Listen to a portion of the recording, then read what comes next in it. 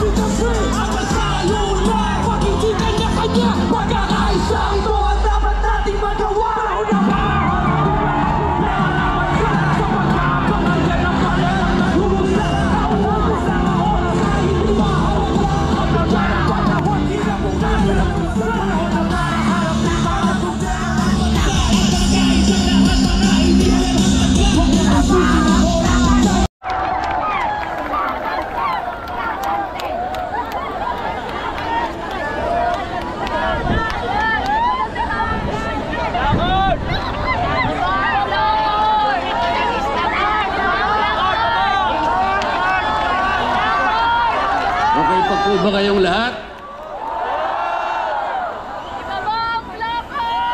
Mga kapatid at mga kababayan,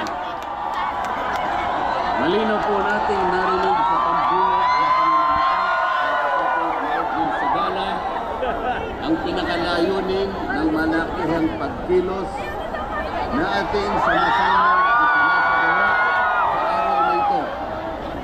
Nais nating katawanin ang nagkakaisang damdamin ng milyon-milyong Pilipino at isatinig ang kanilang pinag-isang mithiin para sa isang mapayapa at nagkakaisang Pilipinas.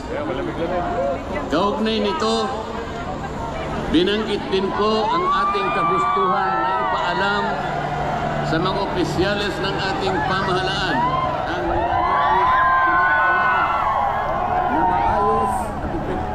paglilingkod at paglutas sa lumalalang kahirapan na pinalubhapan ng katiwalian at korupsyon, kalamidad, kriminalidad, bangayang pampolitika at iba pa.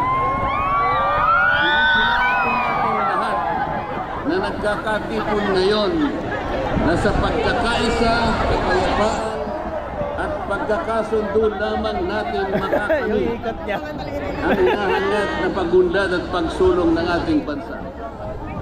Sa bahagi po naman ng kapatid na Romel Topacio, tinindigan ang pagtitipong ito ng Iglesia ni Cristo ay konkretong kahayagan ng suporta sa naunang pahayag ng Pangulong Bongbong na hindi sasang-ayon sa isinusulong ng President Sara Duterte. Pinatigan din po ang Iglesia ni Cristo ang posisyon ng Pangulo na ang impeachment ay hindi makapagdudulot ng kabutihan sa buhay ng isang Pilipino. ito pag-aksaya. Oras ng isang opisina lang ang pinipilit niyong usisahin? Hindi ba masyadong halata namang pamumuliti kaya? Ito po yung gusto nating liwanagin ng extrajudicial killing. Ay talaga pong matatawa ka. Ayaw ko na pong pabahain yun. Ibig sabihin, ang layunin talaga ay hindi in aid of legislation, kung hindi in aid of prosecution, in aid of persecution.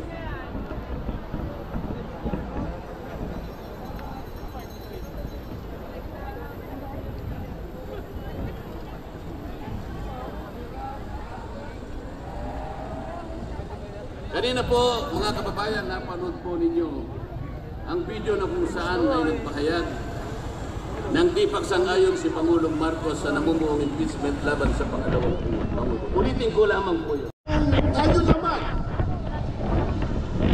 ang bumati sa kanya ngayon. Sabihin po natin, magandang araw po, Ka Eduardo. Isa pa.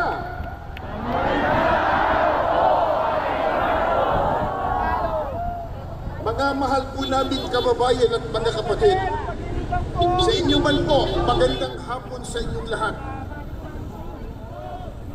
Maraming salamat.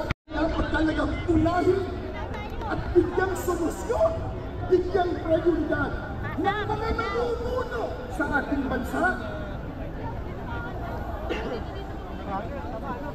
Gaya lang nabanggit natin, nakalulungkot po sapagkat hindi yan ang nakikita natin ginagawa ng iba sa kanila. Ang ginagawa ng iba ay nagpapalubha sa problema pangkabuhayan ng Pilipino. Ang magbigat pa, yung ginagawa nila, nagdudulot ng bahabahagi, nagdudulot ng kaguluhan, hikmaan at pagkatalo.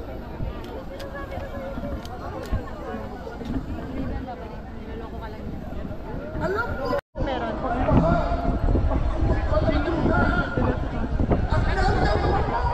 ang mga digmaan at kaguluhan sa iba't ibang panig ng mundo na sa ayaw ng pangyayari na gusto.